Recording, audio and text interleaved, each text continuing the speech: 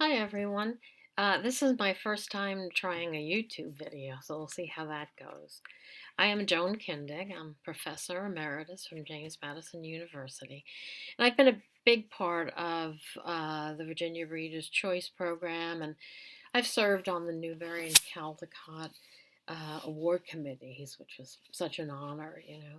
And I'm just a bookaholic. Let's just face it. It's just that's actually what's gotten me through this whole isolation part.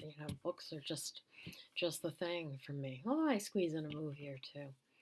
Anyway, I decided I was going to start this little YouTube channel, and the reason it came to my mind was I was doing uh, I've been zooming like all the time it seems, and but I was doing one for the Virginia State Reading Association's annual conference, which we had to hold virtually this year. And they asked me if I'd be a featured speaker, which I do every year for like a really long time now. I don't even want to tell you. And I did it. It was actually a lot of fun, and the feedback that I got um, was was why don't you do this all the time? And the truth is, I love to talk about books. It's my great delight and the real wonder of putting people, children in particular, uh, putting books into their hands makes my day, my year, my everything. I just really, whoops, um, I love to do that. So here's hoping that I can do that. I'm coming to you from my office at home.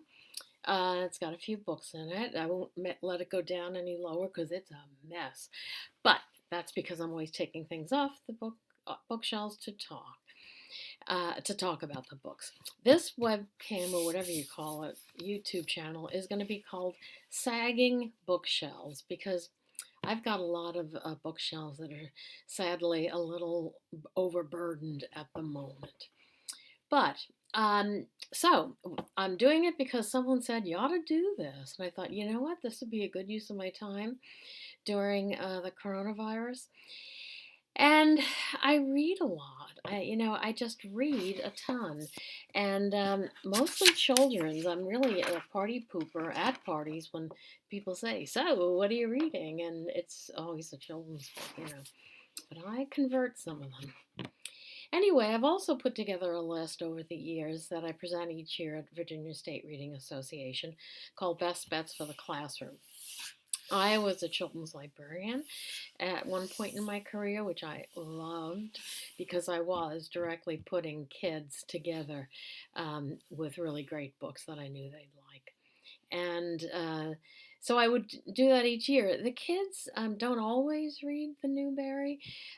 Some of them over the years have been less accessible to them, really. Still good books. No, I'm not saying they aren't, um, but there are tons of other books for them to read. And what I concern myself with mostly is getting kids excited about reading. If I force them to read something they really don't want to read, really undermines the whole idea. When I was a librarian, Goosebumps certainly were popular, and Gary Paulson had the Culpeper series. That's right. And these are not going to probably become standards over the years, but good pull me in kind of books. And the teachers would say, "Really, you letting them read Goosebumps?" And I would always reply that if I got them reading Goosebumps or the Culpeper series or any of the other, the Babysitters Club was huge, and I get them interested, that they see that there are books out there for them. Um, then I can move them on to different things, right? But if I never connect them with print, I'm up the creek without a paddle. So, yes, I did. And I said to the teachers, you don't have to use them in the classroom. You don't even have to allow them in the classroom. But they can get them here, and they can and should read them at home. And I never had a complaint after that, so that was pretty good. My I wanted to talk a little bit in this first session we're having here ready or not. Um, I want to talk and get a common language for what we have out in the children's book world. And um, picture books to me are the huge delight, because it's the real marriage of um, really well written prose or poetry and rhymes and everything else with gorgeous pictures as well. Little ones who can't read rely on the pictures to get meaning from the book because they can't read it. And they often will make up their own stories, which is pretend reading, which I love to see because it shows really great imagination. And but we find books, picture books has everything. We have nonfiction, we have concepts, we have just good stories. And when they hear stories, it increases their vocabulary enormously. Every time they encounter a new word in print, it's one more that they have in their vocabulary. And it starts right away. I just got off the phone with a really dear friend and who's now a first time grandmother and she's getting to see him this weekend, and she wondered if I would give her some ideas for pattern books and board books, but pattern books are in there. And I did, because there's so many great ones. But I just wanted to let you know what I'm talking about when I say that. A board book is just kind of what you would imagine, you know? It's those big clunky board on board um, books. I mean, this is, often these have been just reissued into board book format when they're still available in regular hardcover or paperback. And this is someone I like a lot. She said that stars this bear who I adore. This is Stormy Night by Selena Yoon. And a bear is just a little nervous about what's happening. And I don't blame him a bit because I just had a big tree fall down, so I know all about it. But these are great books. They're really good for chewing. You know, I have so many friends who keep bins in the back seat next to their kids' um, chair, car seats, so that they have something to pull out to look, and they're awesome, and they are really well written, and the illustrations, I mean, they just grab me.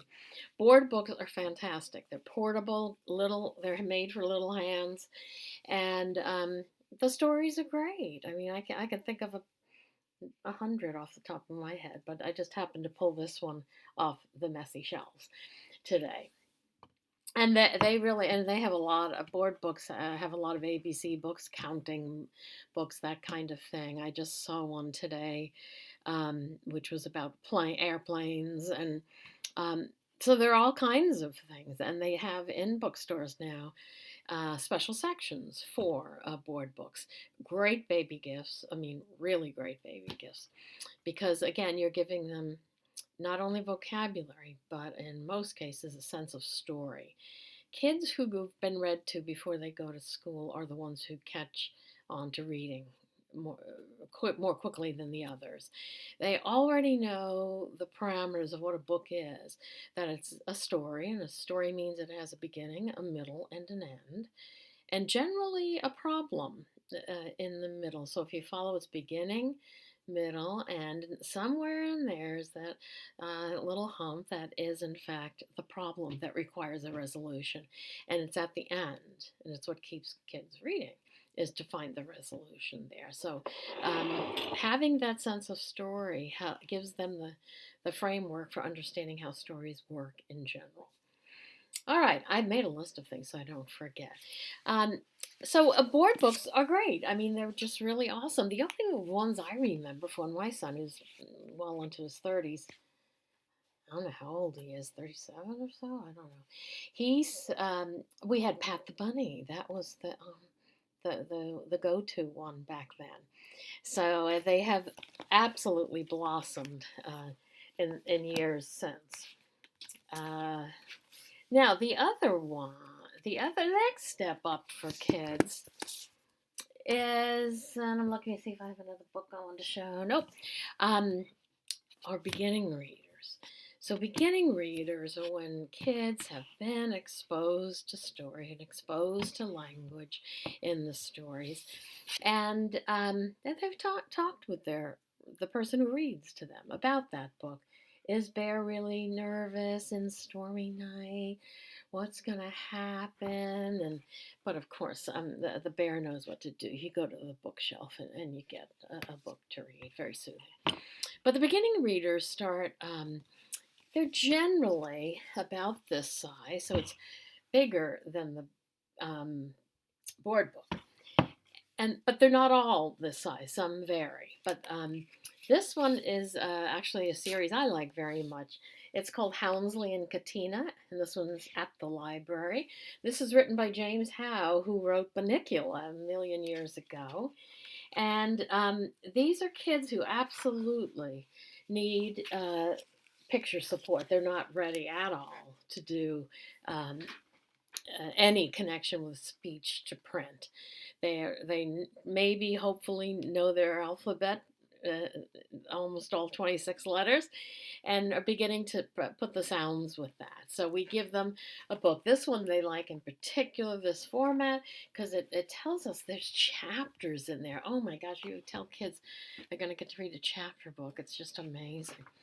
I was at visiting just before school let out in March, my granddaughter's class, and we always get together and I read a number of books to them. It's really great fun, and the kids love it, of course. And but every time I go there, there's one little girl. She always takes the first seat closest to me, and when I say, "Okay, well, I'm going to read this," she says, "Yeah, I don't read." Yeah, I don't read. I just love the way she says it, like just putting that out there for you right now. I don't read. And so the last time I was there, I said, you know what? But you will read. And that's what's really exciting. And I can promise you, you will read. And she was okay. Well, she bought that anyway. But here we have chapter one, the title, and we show kids the structure of books. There's the chapter. The title tells us a little bit about what that chapter is going to be about. But please notice that the print is big. There's not a lot of it on the page. We have a lot of picture there for support. And this one says, "Are you ready?" Bert asked his neighbor Houndsley. "I will be just as soon as I take my muffins out of the oven," Houndsley said. And this is these are done by James Howe, but illustrated by Mary Louise Gay, who's a Canadian, and I just love her work. And beginning readers and a lot of the picture books and so on concern themselves with a very, very important theme in those years for kids, and that's friendship. And so we're always talking about friends in these books. But you'll notice that they're not very long. Many of them aren't even paged, meaning, oh, this one is page 35, but some of them don't even have that. But these are easy to read. They're repetitive, which is a good thing at this age, because the more they encounter the word in print, the more likely it's going to stick. And so this is what a beginning reader. One that you may know, and I have them on the shelf, but probably shouldn't get up and walk over there at this point, huh? Are the Mo Willems Elephant and Piggy. They're kind of the new standard, you know. They are brilliant. They are completely about friendship between um, a worried elephant and his friend Piggy, and Geraldine the elephant and Piggy, and all kinds of things like, should I share my ice cream? The big guy took my ball. There's just all kinds of, and they're so hilarious too. So it's really fun for the adults to read too. So that's what I'm talking about when I talk about a beginning reader. In the beginning reader, you can have a number of, I said that's the way that they usually work, but I read this one to my granddaughters yesterday online. I'm in Charlottesville, Virginia, there in Richmond, and of course I couldn't see them even if they lived next door to me, right? But this is an older one, Joy Cowley. It's called Red-Eyed Tree Frog with photographs by Nick Bishop. I think it's a Scholastic book, yeah. And it's very rare to find nonfiction that kids can read. But would you look at this? It wakes up hungry. What will it eat? Here is an iguana. Frogs do not eat iguanas. And we talked about that as we were reading. It's like, that would kind of be a big meal, wouldn't it? Yeah. So there are some nonfiction. You got to look for them, and your librarian, if we ever get back to school, will help you find that, as well as going into bookstores and asking specifically for that sort of thing. But I also want to show you that graphic novels, they are going to show up from the beginning reader stage all the way to adults. And when they came out, I can't even remember when it's Jean Yang won a Prince Award, which is the Young Adult Award for American Born Chinese, was a really good book, still is, and he's still doing great things. But that was a long time ago. I'd say maybe 13, 14 years ago, and his editor or publisher at the time was Simon Boughton, and he came and talked to the Children's Book Guild in Washington, D.C. And graphic novels are really not on the scene yet. And Simon went on to talk about the power of them and how they're going to be the future. And that just stuck in my head. And I saw him at the last conference we were able to attend, and I said to him, "You were spot on about that. I mean, they've taken over the world. They're really, really great." And there is nothing wrong with them for kids to read. When they first came out, teachers, librarians, parents were like, "Oh, they're comic books." They are comic books, but it's not Archie and Veronica. These are good stories, much better art in general, and they're wonderful, and kids love them. And remembering what I said earlier, the more you get them to read, the better they get at it. My granddaughter has just read a bunch. I can't remember the author now. That's a terrible thing for me to say. But the books are Wings of Fire. It's a Scholastic book. Totally forgetting her name right now, so I apologize to her. But Adelaide read all the graphic novels in the series, and she just loves them, as kids do. This one's one that's coming out soon, and it's called Arlo and Pips is the series, and this is King of the Birds, and Elise Gravel did it. And for the little kids, they're not little squares. They're just really big so that the kids can see them. And a few words on the page, which is the hallmark, of course, of the beginning reader.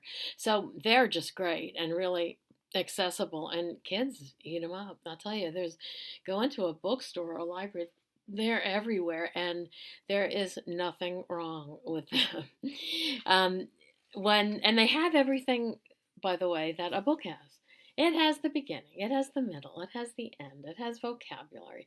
It, luckily for some kids, has the visual clues, because if you're not a strong reader and you're in third grade, you pick this up because it's kind of cool. It's a graphic novel, so it doesn't look like you're carrying around Pat the Bunny, down the halls. So, and when they first came out, and I talked to teachers around the state, and oh no, we're not supporting those. No, no. I did my last in service before the shutdown here in Orange County, Virginia, near here, and I said, "How do you feel about graphic novels?" Oh, they love them.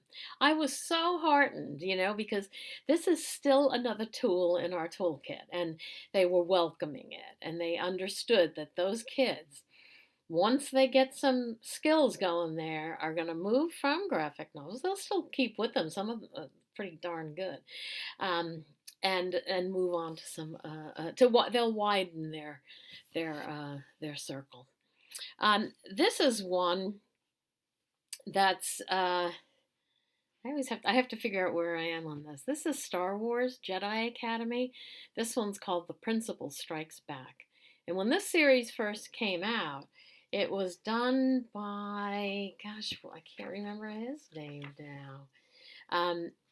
and he just, had done it and just kind of just ready to move on to something else. So Jared Krasoska, who's one of my favorites from the first time I saw his picture book Baghead, um, it does them now, and kids love Star Wars, and you know, they're great. They're just these whole cartoon-like stories, and this is kind of tongue in cheek. The principal strikes back, instead of one of those Star Wars, the Empire or something. So they're really quite good. Jarrett won a very big prize, a number of prizes last year for his book, graphic novel for teens called Hey Kiddo, and I recommend it 100%. It's a his story actually, where he grew up with a drug addicted mother, and really everything not going for him so well. And then his grandparents stepped in, saved the day, and Jared has gone on to really utilize everything that was given to him from then on. So very, very good, because there are a lot of kids in our classrooms, and it's not for the little kids, that's for sure, but it is for the teens. That there are kids who come up to him after signings and say, "That was me," Well, this that it's a plague on the kids, too. So, but I would say that this Star Wars Jedi Academy, it falls into my next category, which is transitional books, and these are chapter books that you don't go from Houndsley and Katina, Houndsley and Katina, and Katina, right? Or the Mo Willems Elephant and Piggy to Harry Potter. There's a big leap there, right? And the publishers listened to teachers, and they then started giving us books that this is the Magic Tree House, and I cannot imagine how many children have read these books. This is this is her 33rd one, and it's called Narwhal on a Sunny Night. These two kids, in fact, one kid came to me at my library. She said, "Dr. Kindig, where do you keep your Jack and Annie books?" And I'm thinking, you go through your head, and at that time I hadn't learned yet about the Magic Treehouse. And I went, I was scanning my brain, couldn't figure it. I said, "Sudie, I'll let you know when I figure it out." Then I was shelving later in the day, and of course it was the Magic Tree House. And I went right to her classroom and said, "Why don't you come down now? You can get it." I figured out what it was. But to her, they were the Jack and Annie books. And kids have these really, really funny ways of asking for things. One teacher once sent a child down to the library, and she said, "Ask Dr. Kindig for an emergent book, because you're an emergent reader." And of course, that meant nothing to this kid. So she came in, and she's 6 years old. She said, "Dr. Kindig, Mrs. So-and-so said I need to ask you for an emergency book." And the craziest thing is I knew what she was talking about.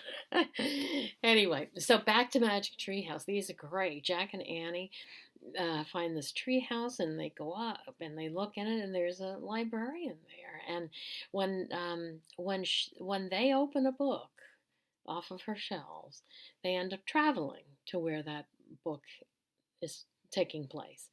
So I love the fact that we have a librarian in it, and that it's based on reading, because reading does, metaphorically take you anywhere you want to go. And so this one's called Narwhal on a Sunny Night.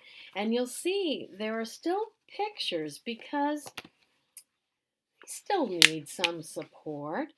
And the print is still big, not as big as beginning readers. It's a little denser. Not it's not as the for the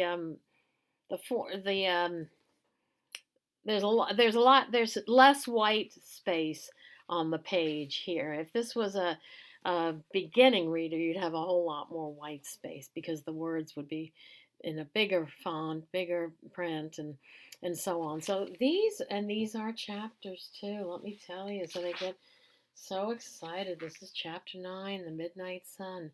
But one thing to remember is everything that the kids read, they learn something. And in this case, the heck is the Midnight Sun? They don't know. Maybe before they pick this up.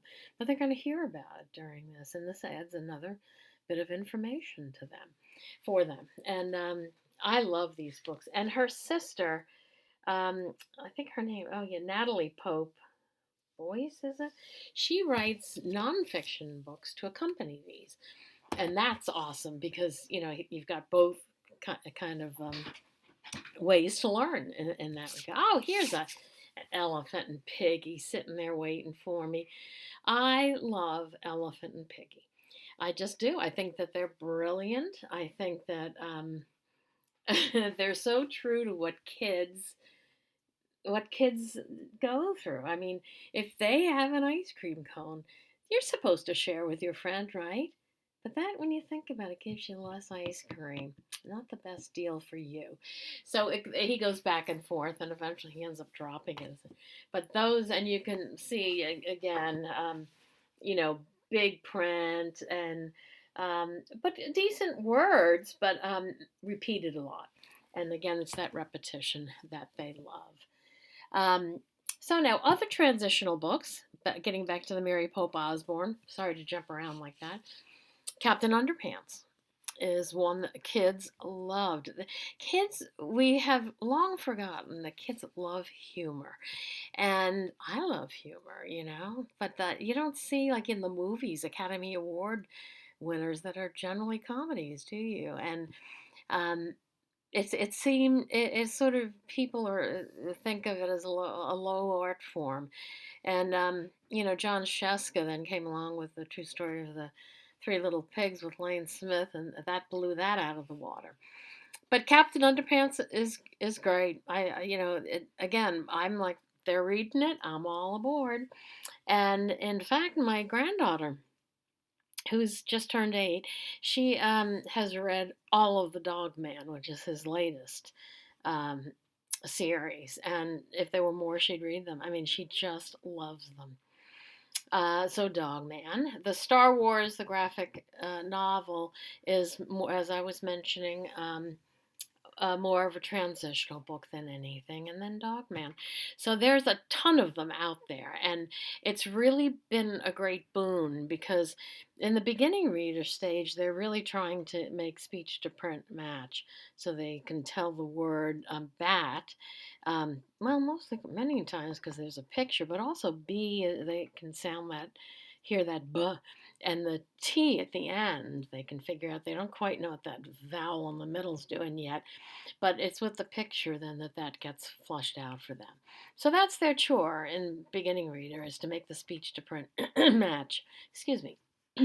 But when they've mastered that, then what they need, simply put, is practice, and it is the those transitional chapter books. They're written on about a second to third and a half. I'm terrible at giving them ranges, but now I'm not actually. I do know that it's like I've second grade readers and some fourth grade readers, but usually it's second to third. But kids who are in fourth grade and are weaker readers, they will read some of those books because they're so darn funny.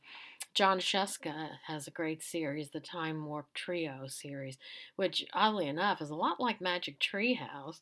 An uncle gives them a book. There's a magic book, and they open up a page and they go where that is. And that was done before Magic Tree House, so time travel is kind of important in that. But humor is greatly important in that. So it's important to get them to read where they're reading, that it's not too hard. If it's too hard, they don't get what they need out of it in terms of information. It's not pleasant when you can't read what's on the page. You feel like a failure. And it's just frustrating. So who wants that? I want them to be reading things that are on their reading level so that they full steam ahead. All right, then the kids move up to chapter books. And with chapter books, a chapter book looks like this, Um, oh, that's not a good example, actually, because wouldn't you know it, it's a graphic novel. I just grabbed that before I go. But they look like this. And I liked this one though. And they can be written, third way up, um, and it's again more practice. But now they're really widening um, their world in terms of information, and the books now begin to deal with things that kids who are upper elementary and above, and are dealing with. And that's why you don't have sex in these books or drugs or anything like that, because that's not hopefully in their world at this time. But there's some great books about fitting in, finding out who you are. One of my all-time favorite chapter books is Shiloh by Phyllis Reynolds Naylor. I should have had it with me. I'm sorry, I don't. And it's oh gosh, it's a great book about a dog named Shiloh who's abused by Judd, the next door neighbor. This is set in West Virginia. And Marty, our protagonist, finds the dog wandering, and so he takes it, and even though his parents have said they really can't afford a dog, so he kind of hides it in a pen out on the mountain. And it really comes down to this, did he do the right thing by taking Shiloh? That's what I always ask the kids, because I would tell them the story. That's how I would book talk it. Here's this pup, and he's been abused by this guy, and Marty knows he's not supposed to have one, but what is he going to do? So he takes Shiloh, and he eventually does get caught out. And so, but I do ask the kids, was he right to do that? To take Shiloh? Oh yes, yes, yes. They all nod. Oh yes, yes. But I then would turn her and say, oh, so it's okay to steal? And you could see the wheels in their heads saying, no, I heard somewhere that's not good. Yeah. So they are moving from the world being black and white to the spot where most of us make our decisions, which is in the gray area. And so they read it, and then we came back and talk about it. It's such a great book. And it's dogs. I love dogs. And there are a gazillion more. And then there are books that are really more for middle school kids, and it really has to do not so much the reading level, but the topics that they deal with. And then the YA books, the young adults, a really burgeoning part of the children's publishing world, and those deal with a lot of different things. Right now, with Black Lives Matter, which I'm absolutely a supporter of, there are books like this that just came in the mail to me today, which is Jason Reynolds, and excuse me if I'm not saying the name correctly, but Ibram X. Kendi. And this is called Stamped, and it's racism, anti-racism, and you. So this is actually redone from Kendi's book Stamped from the Beginning, and so far so good. I mean, really, this is what we need to do, have a lot of books that help kids understand things. Now that would be considered a YA book. But there are books about gender identity and drugs and sex, all those things. That's what YA kids who are young adults, in fact, are dealing with, and how wonderful for them to be able to see themselves, a character dealing with the very thing they're dealing with. That makes a huge difference. It's a like throwing them a life saver, ring, because they're thinking, I'm out alone, and I'm facing this alone, and I'm drowning. And when you find that other kids are going through these same things, you think, all right. And then there is generally resources in the back that really help. So, all right, I'm going on forever, I know. Each time we meet, I'll talk about a book. I've talked about a bunch today, but not in depth. But this is my favorite picture book right now. It's called Almost Time, and it's by Gary Schmidt and Elizabeth Stickney, and illustrated by G. Brian Karras. And you can see that this little boy is looking up at the trees, and this must be set up in Vermont or somewhere where they're getting ready to tap the tree. it's sugaring time. And this is really about this boy. Every morning when Dad gives him his breakfast, it needs maple syrup, but they're out of it now because as you get closer to sugaring time, of course, your stash from last year is decreasing. It's a wonderful story. And I bought a document cam so I could read it to you guys and show the pictures, but I can't figure out the darn thing yet. But I will. I'll work on that. But oh my gosh, it's so touching that when it comes time to actually do the tapping the tree and making the maple syrup. There's our dad and his son doing it together. It's really lovely, and it also the information the kids get out of it. Where does maple syrup come from? I do want to read one book, and I hope you'll bear with me because I think to start out our time together, this is a book that I recommend all the time. This is written by Deborah Wiles, illustrated by Jerome Legarigue. It's called Freedom Summer. And I'll try and show you some pictures, but it'll be awkward until I get that doc cam. This won a Curtis Cut King, Desert Jack Keats Award. It is written, oh boy, to hear her read it, it's like poetry. And I love the art. And this is based on a true story of Deb's from when she was little. And I do like his pictures. All right. John Henry Waddell is my best friend. His mama works for my mama. Her name is Annie Mae.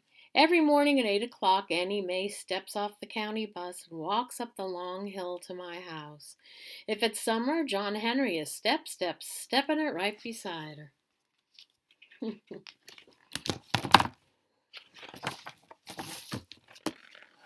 here are our two fellows here working. We like to help Annie Mae. We shell butter beans, we sweep the front porch, we let the cats in, then chase the cats out of the house until Annie Mae says, "Shoo, enough of you two, go play." We shoot marbles in the dirt until we're too hot to be alive. Then we yell, "Last one in is a rotten egg," and run straight for Fiddler's Creek. Do you love this book?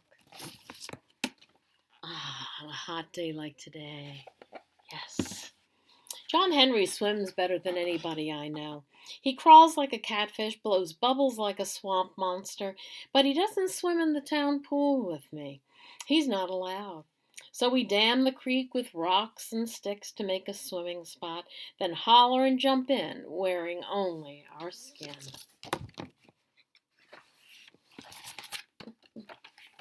Two buddies.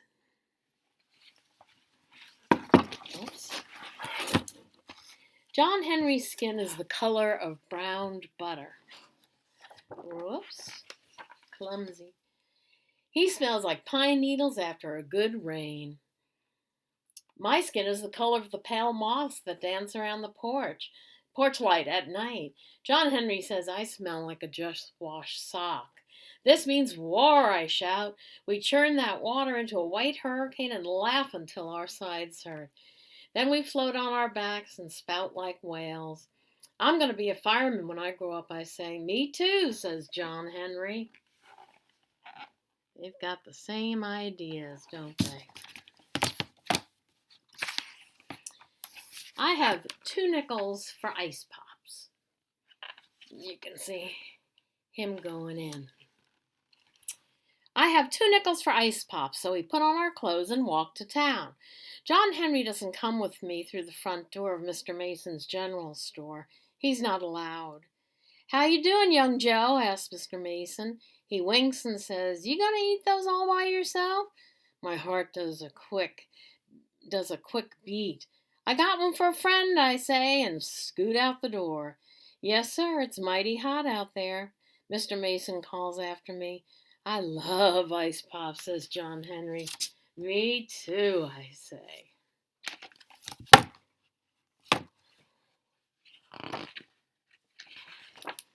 Annie Mae makes dinner for my family every night. She creams the corn and rolls the biscuits. Daddy stirs his iced tea and says, "Look, the town pool opens tomorrow." to everybody under the sun, no matter what color. That's the new law, Mama tells me. She helps my plate with peas and says it's the way it's going to be now, everybody together. Lunch counters, restrooms, drinking fountains, too. I wiggle in my chair like a doodlebug. I got to be excused, I shout.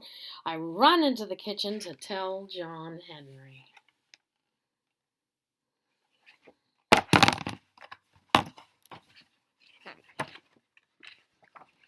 I'm going to swim in the town pool, he hollers. Is it deep? Let me get this for you. Real deep, I tell him, and the water's so clear you can jump to the bottom and open your eyes and still see. Let's be the first ones there, says John Henry. I'll bring my good luck nickel and we can dive for it. Next morning, as soon as the sun peeks into the sky, my friend John Henry Waddell, run, here comes my best friend John Henry Waddell, running to meet me. Let's go, he yells. I got my nickel, and I run right with him, all the way to the town swimming pool. We race each other over the last hill, and we stop.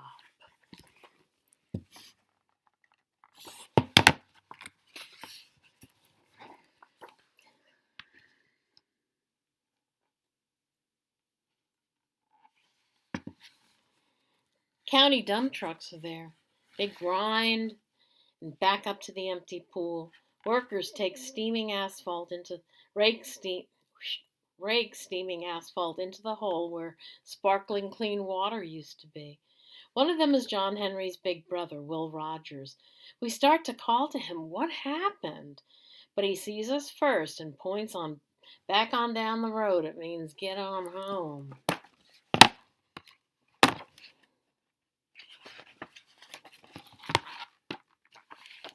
There's Will Rogers.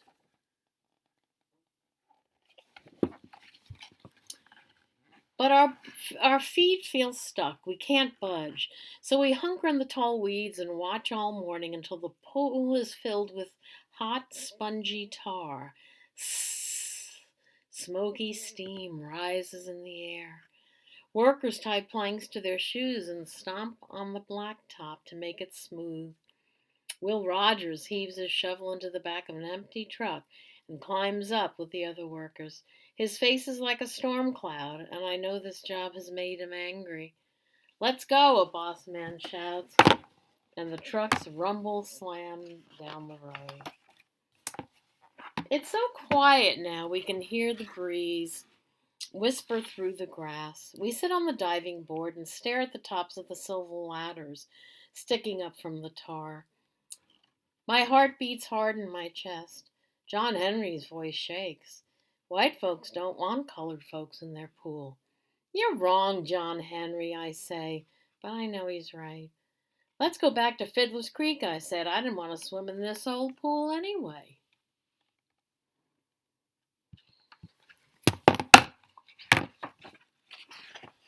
John Henry's eyes fill up with angry tears, and I love this picture. Oh, boy. I did, he says. I wanted to swim in this pool. I want to do everything you can do. But I don't know what to say, but as we walk back to town, my head starts to pop with new ideas. I want to go to the dairy dip with John Henry, sit down and share root beer floats. I want us to go to the picture show, buy popcorn, and watch the movie together. I want to see this town with John Henry's eyes.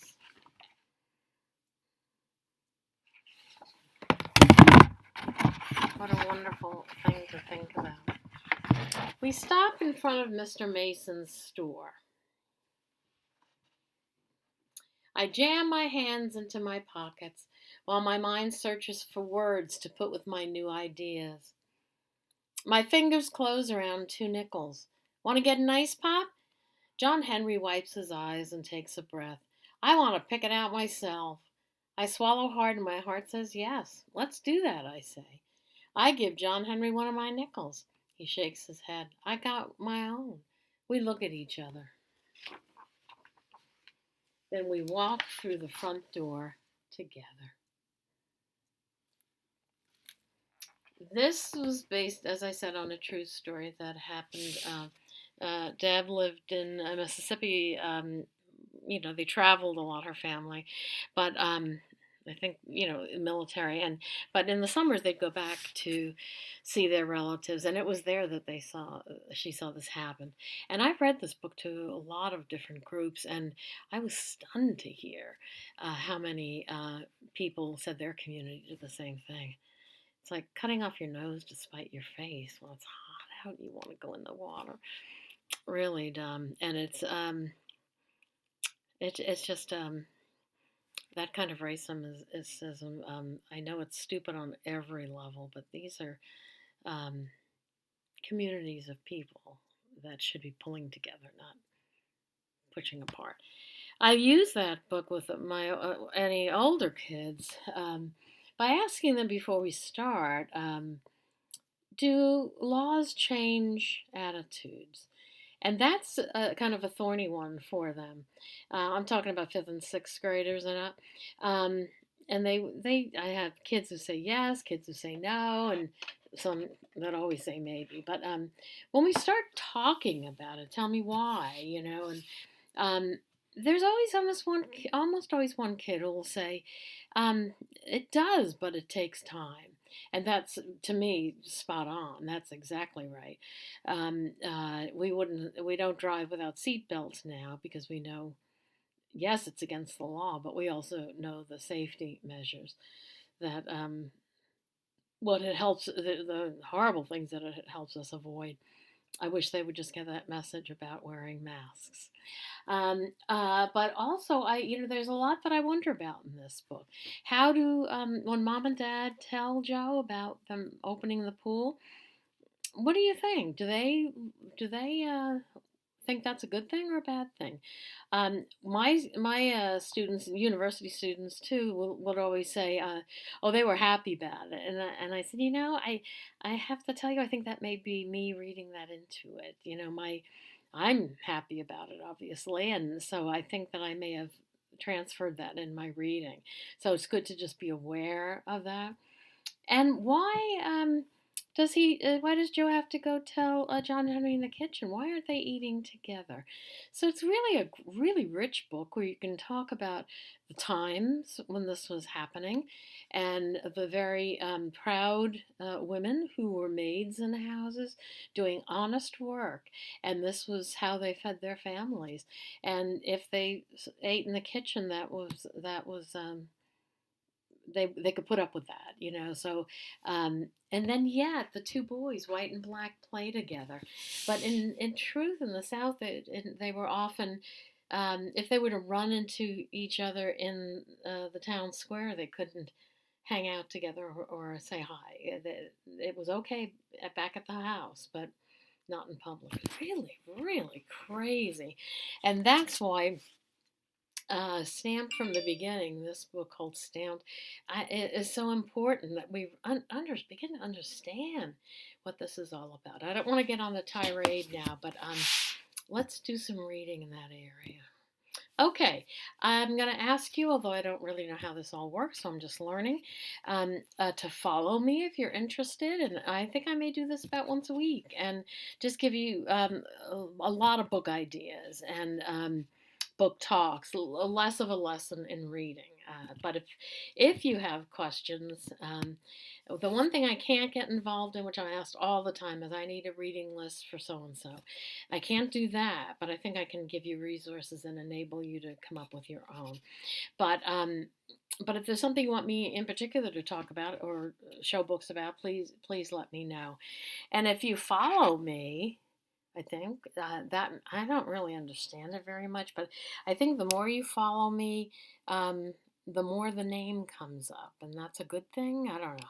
Anyway, so again, this is Joan Kindig, Sagging Bookshelves, and come back and talk books with me again. I really, really enjoy it. Thank you for your time, and I hope I didn't take too much of it. Thank you.